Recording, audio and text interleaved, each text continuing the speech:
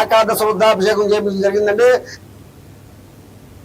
ఆర్థికంగా కష్టాల్లో ఉన్న ఇచ్చిన హామీలను కూటమి ప్రభుత్వం నెరవేరుస్తుందన్నారు అనంతపురం ఎమ్మెల్యే దగ్గుపాటి వెంకటేశ్వర ప్రసాద్. నగరంలోని 949 డివిజన్లో పెన్షన్ల పంపిణీ కార్యక్రమంలో పాల్గొన్నారు. ఎమ్మెల్యే స్వయంగా ఇంటింటికి వెళ్లి పెన్షన్లు పంపిణీ చేశారు. అర్బన్ ప్రాంత సమస్యలను సీఎం దృష్టికి తీసుకువెళ్లి పరిష్కరిస్తానన్నారు.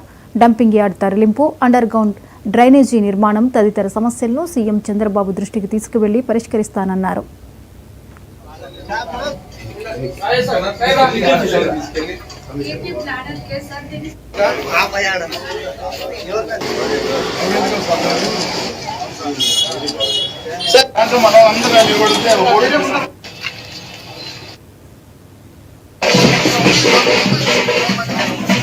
పంపిణీ కార్యక్రమం పొద్దున్నే 6 గంటలకి మొదలు పెట్టడం జరిగింది. చంద్రబాబు నాయుడు గారు ముఖ్యమంత్రిగా ఛార్జ్ తీసుకున్న తర్వాత మొదటి 5 సంతకాల్లో ఈ పెన్షన్లు డిస్ట్రిబ్యూషన్ ఒకటి 3,000 రూపాయల నుంచి 4,000 రూపాయలకి నెల కాలంలో పెంచడం జరిగింది.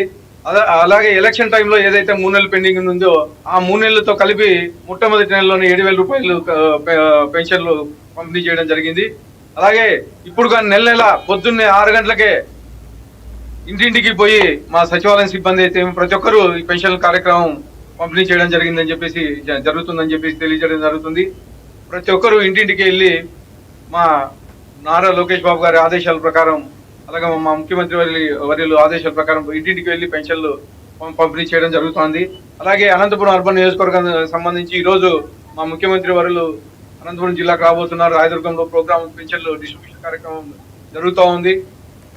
దానిలో భాగంగా అనంతపురంలో ఏవైతే మేము ఎన్నికల్లో భాగంగా మేము మాట ఇచ్చాము, వాగ్దానం చేశాము, ముఖ్యంగా అండర్ గ్రౌండ్ డ్రైనేజు, అలాగే డంపింగ్ యార్డు, అలాగే మరువంక నడివంక సైడ్ వాల్స్, ఇవన్నీ మా ముఖ్యమంత్రి వారి దృష్టి తీసుకెళ్లి అనంతపురాన్ని ప్రగతి వైపు తీసుకెళ్తామని చెప్పేసి తెలియజేస్తాం.